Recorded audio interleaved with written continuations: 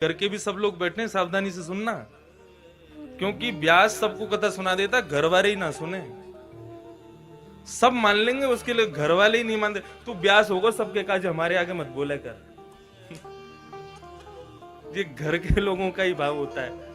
मेरी तो बड़ी इच्छा होती है कि अपने घर के लोगों को ही बैठाऊं, सुनो भाई थोड़ी देर, हम कुछ पढ़ते हैं, अध्ययन करते हैं, तो तुम लोग सुन लिया करो। लेकिन ना, तो आज अब ये कथा में बैठ गए तो सुन लेंगे। गिरधर लाल जी घर पधारे हैं।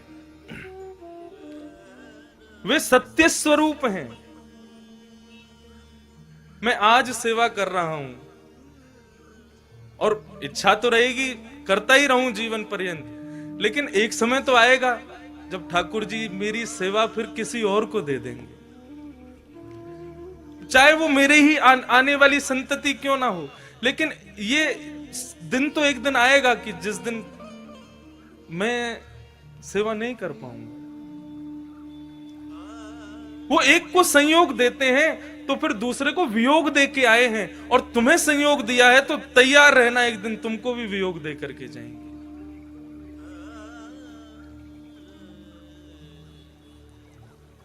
मैं बदल जाऊंगा, अर्चक बदल जाएगा, लेकिन अर्चा अवतार वैसा का वैसा ही रहेगा, वे कभी नहीं बदलेंगे।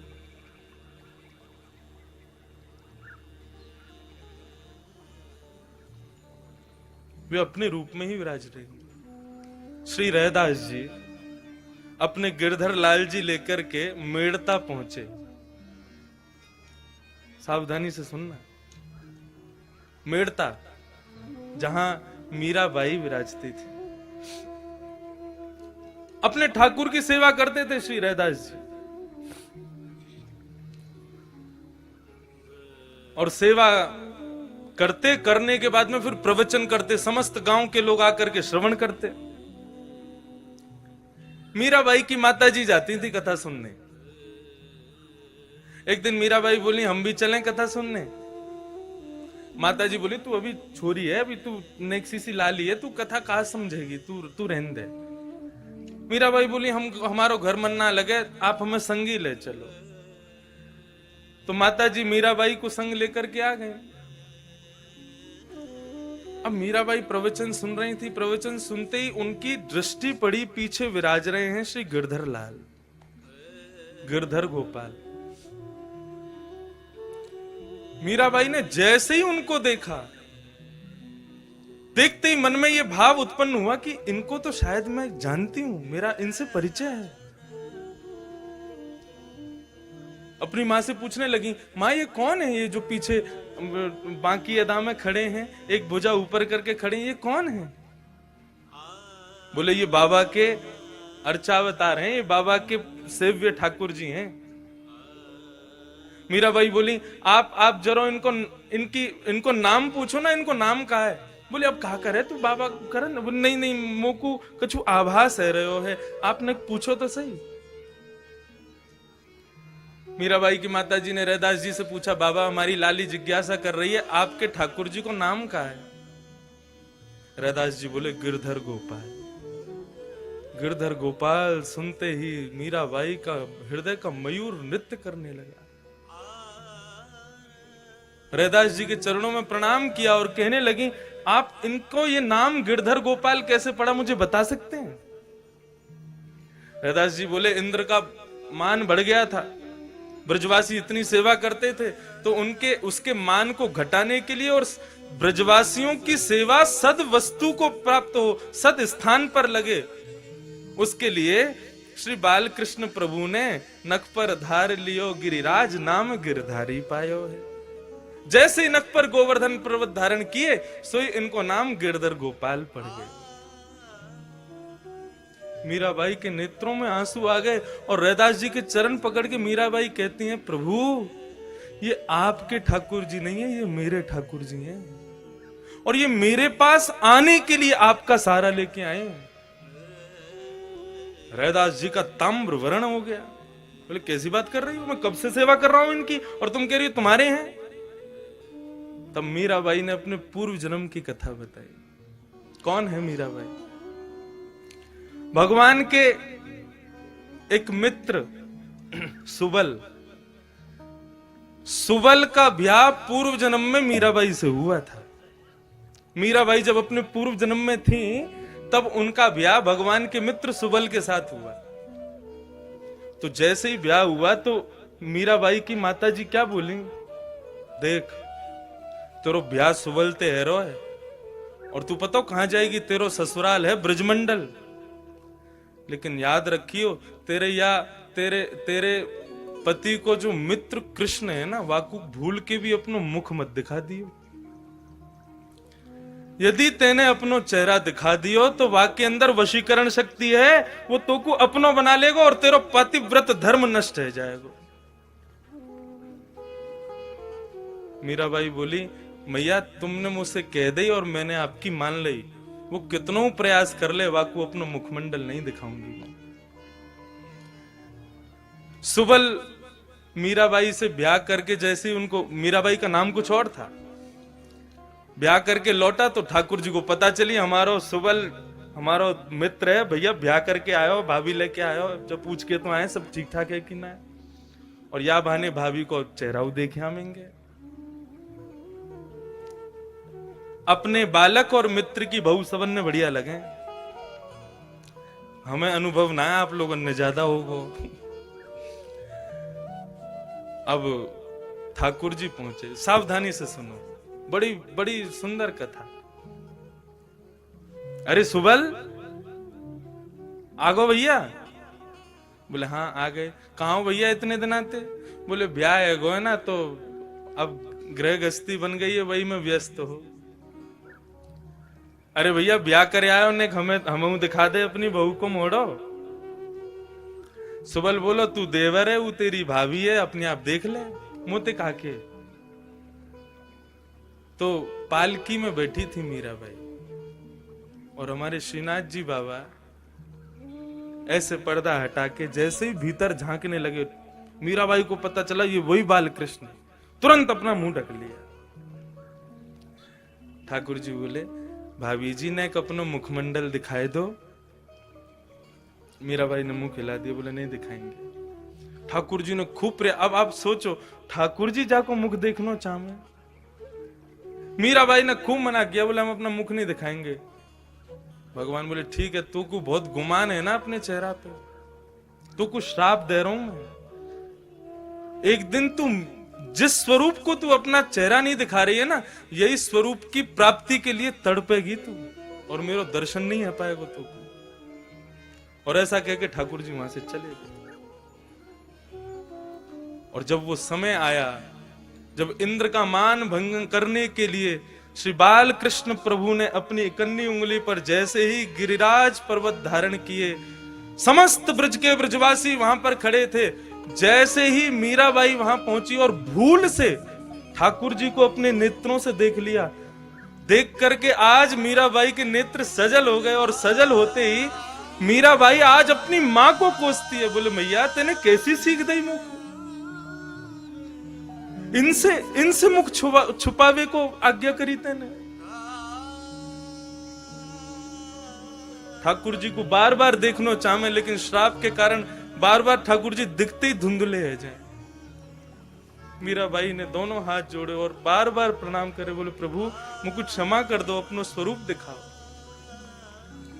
ठाकुर जी के हृदय में भाव प्रकट भयो, तब मीराबाई को आज्ञा करी, तू चिंता मत कर, अब या जन्म में तो तू को मेरो दर्शन होगा ही ना, लेकिन हाँ अगले जन्म में तू मीरा बन के आवेगी, तब एक संत के यहाँ गिरधर गोपाल रूप धारण करके मैं तेरे पास आऊंगा, तब तो को मेरो स्वरूप दिखेगा। आज मीराबाई ने ये कथा सुनाई, लेकिन रैदास जी ने मानी नहीं। बोले वर्षों से सेवा कर रहा हूं मैं, कैसे दे दूं तुमको। मीराबाई गिरधर गोपाल की ओर देखती है और कहती है, आपके संत निष्ठुर नहीं है, आप निष्ठुर हो। आप ही नहीं चाहते मेरे पास आना। ठीक है प्रभु मैं जा रही हूं आज तो, लेकिन 3 दिन का समय दे रही हूं, यदि आप मेरे पास नहीं आए तो छुरी से अपना गला छेद दूंगी।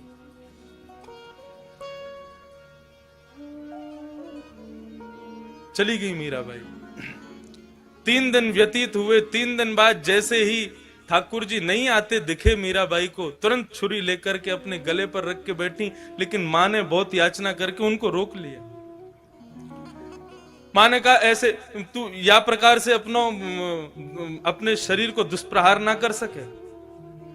मीराबाई बोली यदि आप ऐसे मुझे बचा लोगी तो मैं दूसरे कारण है मेरे पास, मैं जल छोड़ दूंगी, अन्न त्याग दूंगी यदि गिरधर गोपाल नहीं आए तो। शुष्क हो गया पूरा शरीर। ठाकुर जी से भी ये विरह देखा नहीं गया। और एक दिन श्री रैदास जी के स्वप्न में श्री गिरधरनाथ जी प्रकट हो गए और प्रकट होकर के उनसे कहा बाबा मुझको क्षमा करो, मैं भले ही आप मेरी सेवा करते हैं और आपकी सेवा से मैं बहुत प्रसन्न भी हूं, लेकिन अब मैं आपके पास नहीं रह सकता। मैंने ये रूप मीराबाई के लिए धारण किया है और मैंने ही कहा था कि मैं संत के माध्यम से मिलूंगा। एक संत मुझे अर्चना करके, मेरे विग्रह की सुंदर पूजा अर्चना करके पूर्ण रूपेण मुझे पर ब्रह्म के रूप में निर्मित कर देगा, तब मैं मीराबाई के पास जाऊंगा। अब आप मुझे उसी को दिया। अब जब स्वयं ठाकुर जी की आज्ञा हो गई, फिर रैदास जी कैसे रुकते? रैदास जी विचरते विचरते, अब रैदास जी के हृदय की भावना तो जो अपने सेव्य ठाकुर की सेवा करते होंगे वे जानते होंगे कि अपने सेव्य को अपने से दूर करना कितना कष्टदायी होता है। श्री रैदास जी विचरण करते करते मीराबाई के यहां पहुंचे और मीराबाई बिल्कुल अचेत मरणासन अवस्था में है। तब श्री रैदास जी ने अपने हृदय के ठाकुर जी को उनके सामने पधराया और तब ये पद गाया। मुझे 2 ही पंक्ति याद हैं, मैं बस ऐसे ही गा के सुनाऊं, सावधानी से सुनना। ले मीरा ले गिरधर तेरा, ले मीरा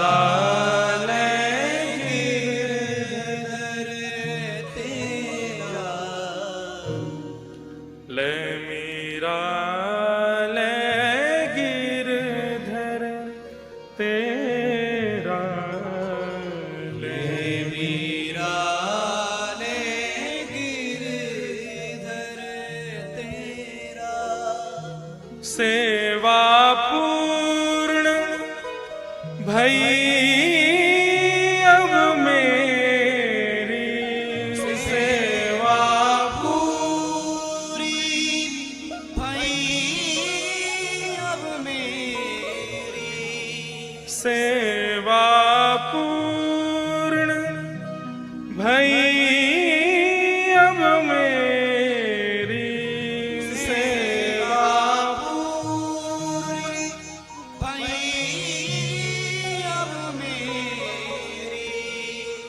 जागा भाग है तेरा बेटी, ले मीरा ले गिरधर तेरा, ले मीरा ले गिरधर तेरा। और श्री रैदास जी महाराज अपने सेव्य, अपने निज ठाकुर जी को मीराबाई को दे आए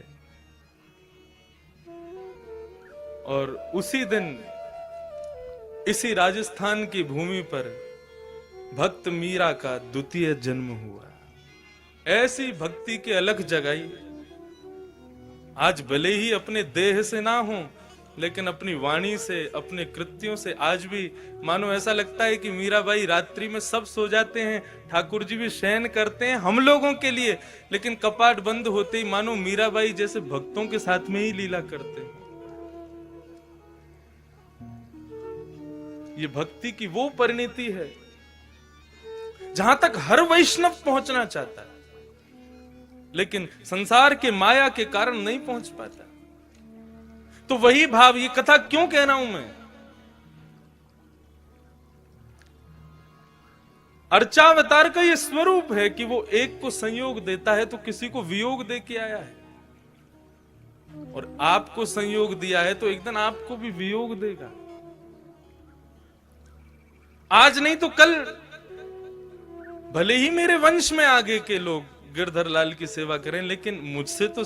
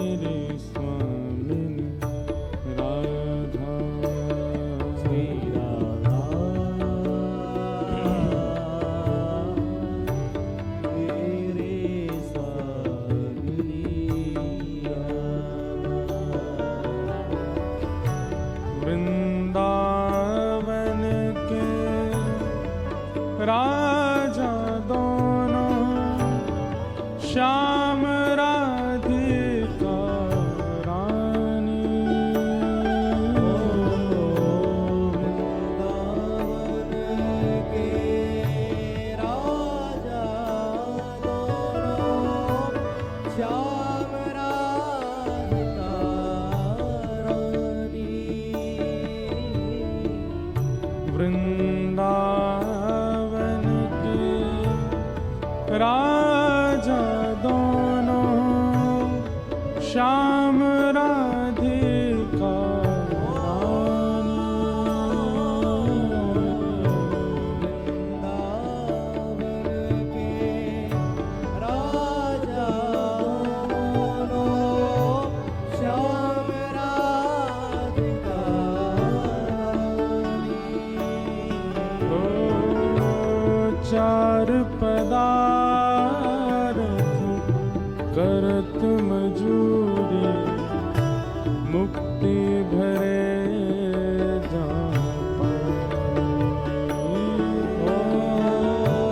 चार पदार्थ करत मजूरी मुक्ति भरे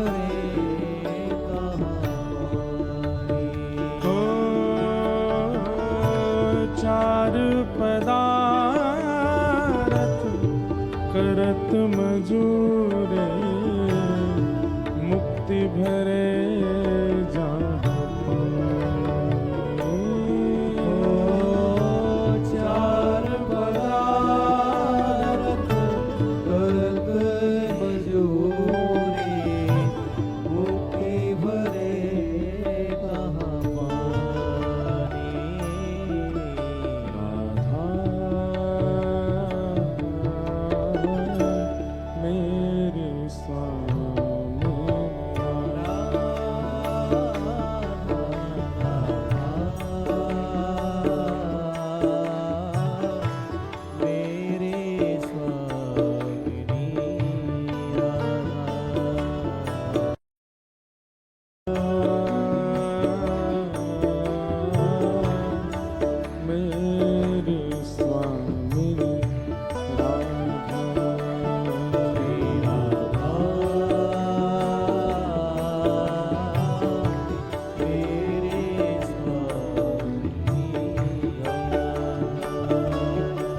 श्री राधा मेरी स्वामिनी राधा।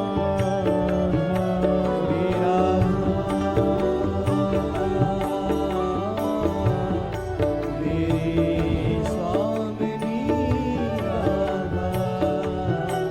राधा मेरी स्वामिनी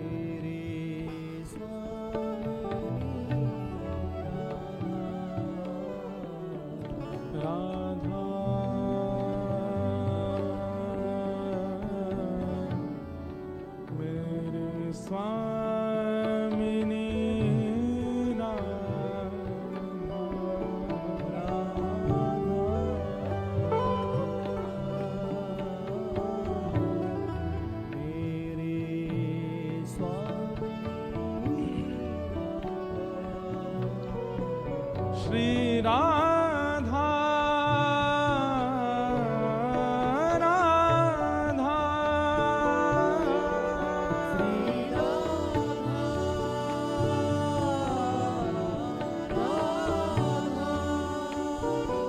मेरी श्यामा श्यामा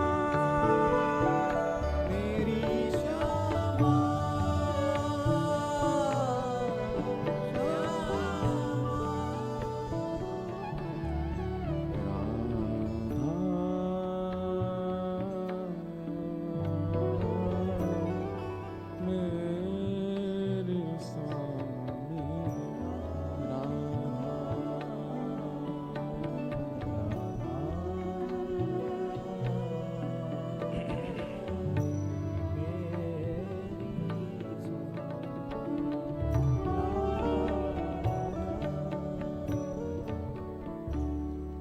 वृंदावन बिहारी लाल की, श्री राधा रमण लाल की, श्री राधा वल्लभ लाल की, श्री राधा गोविंद देव की, श्री राधा मदन मोहन लाल की, श्री राधा गोपीनाथ की, श्री राधा जुगल किशोर लाल की, प्यारे गिरधर लाल की, गिरिराज धरण की, श्याम सुंदर श्री यमुने महारानी की, गोवर्धननाथ की, रजरानी की, रसरानी की, महारानी की, सब संतन की, सब भक्तन की, सब विप्रन की, समस्त ब्रजवासिन की, 84 कोस ब्रजमंडल धाम की, जय जय श्री राधे, जय जय श्री राधे, जय जय श्री राधे, द्वारिकाधीश की।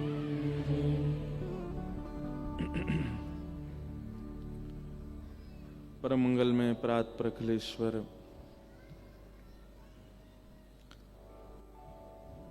अकारण करुणा वरुणालय भक्त वांछा कल्पतरु तड़िद्वत विनंदित पीतांबरधारी श्री बाल कृष्ण लाल की वांगमयी प्रतिमूर्ति, शब्दमयी प्रतिमूर्ति हम आप सबके मध्य में विराजमान श्रीमद् भागवत को बारंबार प्रणाम। मंच पर विराजमान विप्रवृंद, समस्त गंधर्वजन और आप सभी श्रोता भाई बंधु मातृशक्ति, गांधी धाम एवं आसपास जहां से भी आप सब लोग पधारे हैं, कई लोग तो दूर से भी आए हैं, सब श्रोताओं को बहुत बहुत जय श्री कृष्ण, जय सिया राम, जय श्रीमन नारायण, हर हर महादेव, जय द्वारिकाधीश। ठाकुर जी की बड़ी कृपा,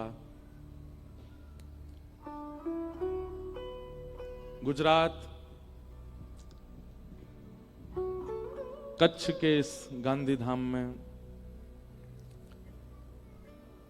वृंदावन रसामृत महोत्सव का ये मधुर उत्सव चल रहा था, जिसका आज विश्राम दिवस है। उत्सव उसे कहते हैं जिसमें ऐसी इच्छा प्रकट हो जाए कि ये कभी विश्राम ही ना हो, वो उत्सव है। जिसमें एक के भी चित्त में ऐसी भावना आने लगती है कि अब कब ये पूर्ण हो, हम आराम करें, वो उत्सव नहीं है। उत्सव तो उसे कहा जाए, उसे माना जाए जहां पर यह इच्छा ही नहीं होती कि इसकी विश्रांति हो। बस एक ही भाव रहता है कि ये चलता रहे, बस इसी प्रकार हम सुनते रहें, ये सुनाते रहें, हम आनंद करते रहें, ये कराते रहें। भगवान हमारे तप का इतना फल हमें दे दो, हमें कुछ करना ना पड़े, अपने आप ही खूब लक्ष्मी आ जाए और हम कथा ही करते रहें और सुनाते रहें। ऐसी इच्छा सबके चित्त में तो नहीं होती, पर कई लोगों को होती है। कहीं ना कहीं कथाओं का विश्राम भी इसलिए होता है कि भाई व्यवस्थाओं के लिए अब फिर से कार्यों में लगो, फिर से अपने बिजनेस जॉब आदि में जाओ, थोड़ा और कमाई कीजिए, कुछ घर के लिए, कुछ अपने लिए और कुछ ऐसे आयोजनों के लिए।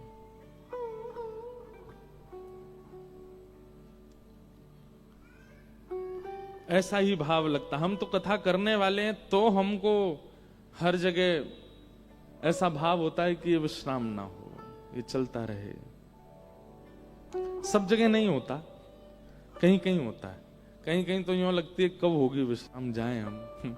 जहां पर श्रोताओं का व्यवहार थोड़ा ऐसा लगता है ना, सुनते नहीं ध्यान से, वहां ऐसा लगता है कि बस यहां से जल्दी चलें, अब अगली जगह कहीं पहुंचे, वहां श्रोता अच्छे मिले। परमानंद आज हमारे भगीरथ जी भी आए हैं, खूब सुंदर सितार की सेवा कर रहे हैं। मैं वैसे तो ऐसा मेरा हो जाता है कि अगर सितार बजे तो मुझसे कथा होती नहीं है, क्योंकि मेरा फिर मैं श्रोता बन जाता हूं, मुझे इतना प्रिय है। और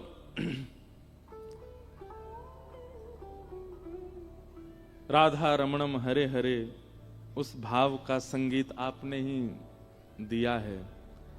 और आज करोड़ों में, हम तो कह सकते हैं करोड़ों में लोगों ने सुना है राधा रमणम भाव को। करीब अभी शायद 5 करोड़ के आसपास, 4-5 करोड़ के आसपास लोगों ने सुना। और जैसे कुछ रचनाएं ऐसी होती हैं, कुछ रचनाएं ऐसी होती हैं कि वो कुछ दिन सुनी जाती हैं, पर उसके बाद फिर कुछ और नया आता है तो उसको सुना जाता है। पर एक ऐसा भाव है राधा रमणम हरे हरे, जिसको लोग डेली बेसिस पर सुनते हैं, रोज सुनते हैं। कितने नए आए, कितने नए आके चले गए, पर राधा रमणम हरे हरे वो अपने स्थान पर है। और उसी के माध्यम से कितने सारे संगीतकार जुड़ गए व्यासपीठ से, कितने सारे लोग जुड़े। बहुत सुंदर भाव है। अभी जो भी हमारे संगीत आते हैं उसमें सितार की सेवा तो भगीरथ जी की ही रहती है। प्यारो वृंदावन में भी आपने ही सेवा की। तो मन होता है कि जब भी गुजरात में आवे तो मैं पूरी कथा में तो इनको नहीं बैठा सकता, नहीं तो मैं कथा नहीं कह पाऊंगा। इसलिए जब इन पर समय होता है तो हम कहते हैं भैया आप एक दिन की सेवा तो आओ। तो आज आए हैं, आपका भी खूब खूब अभिनंदन। आपने भी व्यासपीठ को खूब आनंद कराया है और हमारे गिरधर लाल जी के मधुर भावों को संगीतबद्ध किया है। देखिए, संगीत भी एक अद्भुत कला है। संगीत करना बहुत लोग जानते हैं, पर स्पर्श कराना हर कोई नहीं जानता। बड़े बड़े गायक हैं, बड़े बड़े संगीतकार हैं, लोग कहते हैं हमसे, हमको दीजिए एक बार, हम करके दिखाते हैं संगीत। हम देते भी हैं कई भाव, लेकिन वो सुख नहीं मिल पाता। जहां मन रूपी मयूर नृत्य करने लग जाए, समझो वो स्पर्शीय भाव है। और हम सत्य बताएं, हम दुनिया के लिए हमने, आज हम स्पष्ट कह रहे हैं, प्यारो वृंदावन और एक राधा गोरी गोरी, ये दो ऐसे भाव हैं जो हमने सबके लिए गाए। बाकी आज तक जितने भी भाव गाए वो हमने अपने लिए गाया है। चाहे राधा रमण हो, चाहे मैं बैरागन हो, चाहे जादू करके हो। एक भाव तो ऐसा, उसको लोगों ने इतना श्रवण ही नहीं किया, लेकिन मैं रोज सुनता हूं। नैनन में ही राखूं पिया तो है, तुमरी एक रोम की छवि पर जगत वार सब लाखूं। आप लोगों के लिए हमने दो ही गाए हैं, एक तो वृंदावन प्यारो वृंदावन और एक राधा गोरी गोरी। बाकी तो जितने भाव हमने गाए हैं और भी आ रहे हैं, अपने लिए ही गाए, हमारे लाल जी के लिए गाए। आप सुनो ना सुनो, गोस्वामी तुलसीदास जी कहते हैं ना, स्वांत सुखाय तुलसी रघुनाथ गाथा। मैं मानस जी की रचना संसार के लिए कर ही नहीं रहा हूं, मैं अपने सुख के लिए कर रहा हूं। और जब अपने सुख के लिए कुछ भगवत भाव प्रकट किया जाता है ना, उससे सबका सुख होता है।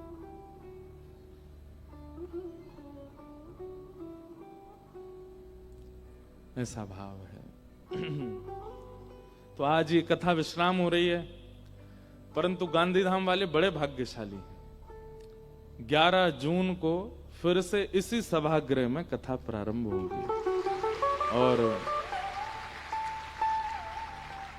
11 से है कि 12 से है?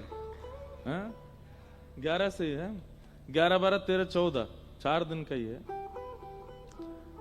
11 से 14 इसी सभागृह में, ये जो जहां पे अभी हम बैठे हैं यहीं पर ही कथा, पहले तो कहीं और होनी थी, पर आप लोगों की संख्या को मद्देनजर रखते हुए यही ठीक है। और मान गए भैया कच्छ वालों को, कैसे आप लोग इतनी गर्मी सहन करते हो। अभी तो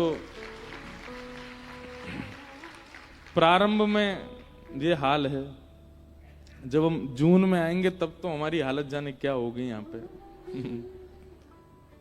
अभी तो चना डारे गए हैं, तब तक भुज जाएंगे। इसीलिए यहाँ पास में भुज है, जहां सब भुज भून दिए जाते हैं वही भुज है। लेकिन एक बात भी माननी पड़ेगी, दिन में चाहे कितनी गर्मी हो, शाम को इतनी ठंडी हवा चलती है जैसे सुबह कुछ था ही नहीं। अगर आगे के महीनों की तो नहीं पता, पर अभी ऐसा मौसम है कि रात में अगर आप छत पर गद्दा डाल के सो जाओ तो सो जाओगे, इतनी हवा ठीक रहती है। और सुबह बिल्कुल विपरीत। कच्छ की शाम मनोहर है। अच्छा लगता है हमको यहां पर कच्छ में।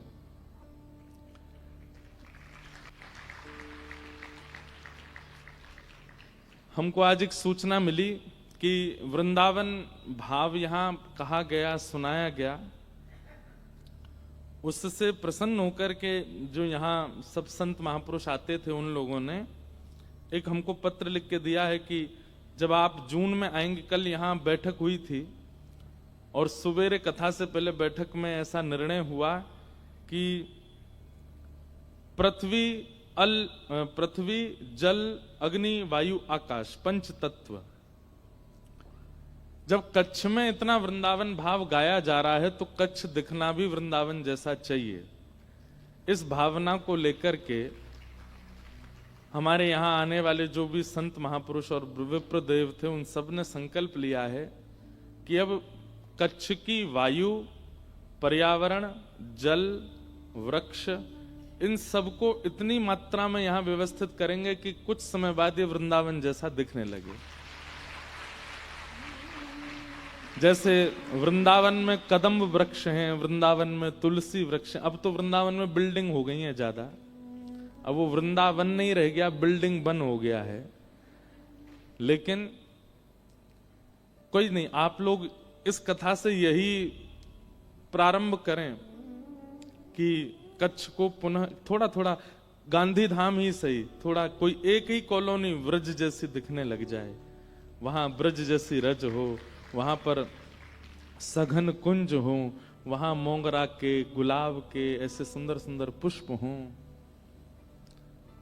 यहाँ के नदी पोखरा तालाब शुद्ध पवित्र हों, वायुमंडल सुगंधित हो, रात में ऐसा लगे रास विहार हो रहा है ठाकुर जी का, उसका संकल्प लिया है। तो ये भाव पढ़ के हमको अच्छा लगा। अब ये कैसे करेंगे संत महापुरुष, वो तो वही जाने, उनके कोई विचार योजना होगी कि वो कैसे इस कार्य को संपन्न करेंगे। मूल रूप से बात यह कि वन का रूप, प्रकृति सौंदर्य का कार्य करना है।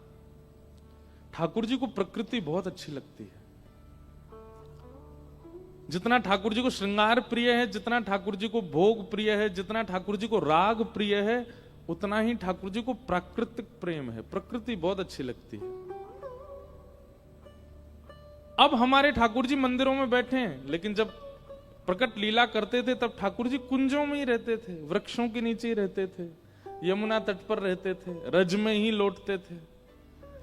और हमने नाम तो किया, तिलक तो लगाया, एकादशी तो की, कंठी माला तो पहनी, लेकिन प्रकृति का सर्वनाश कर दिया। ठाकुर जी कह रहे हैं मतलब मोए मेरे घर ते निकार के मेरी पूजा कर रहे हो। वन तो तुमने नष्ट कर दिया और आराधना मेरी कर रहे हो। इसीलिए हमें लगता है कि किसी काल में किसी भक्त की जरा सी पुकार पे ठाकुर जी बोल पड़ते थे, और आज इतना रोते हैं हम फिर भी ठाकुर जी बोलते नहीं, क्योंकि नाराज हैं हमसे। हमने प्राकृतिक सौंदर्य को नष्ट कर दिया। मैं स्वयं वृंदावन वासी हूं और हमें ये बात कहने में बहुत लज्जा भी आती है कि पिछले 5-6 वर्षों में हमने यमुना जी का आचमन नहीं किया होगा। क्यों? है ही नहीं जल ऐसा कि आचमन किया जा सके। आचमन करते भी हैं, कभी परिक्रमा के लिए जाते हैं तो इतना जल लेते हैं कि केवल अधर तक जाए, पूरा जैसे गंगा जी में ऋषिकेश हो, हमारी हरिद्वार में पूरा अंजलि में भर के जल आप पान कर सकते हो, ऐसे जल हमने कब से नहीं पिया होगा यमुना जी का। ठाकुर जी उस समय मानो कहते होंगे, तू देख तू खुद नहीं पी सकता और ये यमुना मेरी पटरानी है, मैं कैसे यहां लीला करूं। हम लीलाएं सुनते हैं, वृंदावन रस प्रकट कर रहे हैं, वृंदावन उत्सव मना रहे हैं, ये सब अच्छा है, इस सब से भक्ति हमारी बढ़ रही है, लेकिन ठाकुर जी के सुख का विचार नहीं किया जा रहा है इसमें। हम तो चाहते हैं, मैं तो बहुत दिन से कह रहा था कि जब मुझे कथा करते करते 5-10 साल हो जाएंगे तब मैं कुछ ऐसा भाव रखूंगा कि अब वृंदावन का प्राकृतिक सौंदर्य पुनः लौटे, श्री यमुना जी फिर से पहली जैसी बहने लग जाएं, वन हो, सघन वन हो, कुंज हो, और उसका प्रारंभ गांधी धाम से ही करें। तो ये हमारी तरफ से एक भाव है, आप लोग व्यवस्था करना, हमारे किरण जी और प्रेम जी व्यवस्था करेंगे कि जब जून में आएंगे तो गांधी धाम की एक कॉलोनी, 4 दिन है तो कम से कम 4 कॉलोनी चुन लीजिएगा, वहां 4-4 वृक्ष लगाएंगे। और कुछ ऐसी व्यवस्था करेंगे जैसे कदम्ब के वृक्ष हों, और जो वृक्ष यहाँ, क्योंकि गर्मी का माहौल है,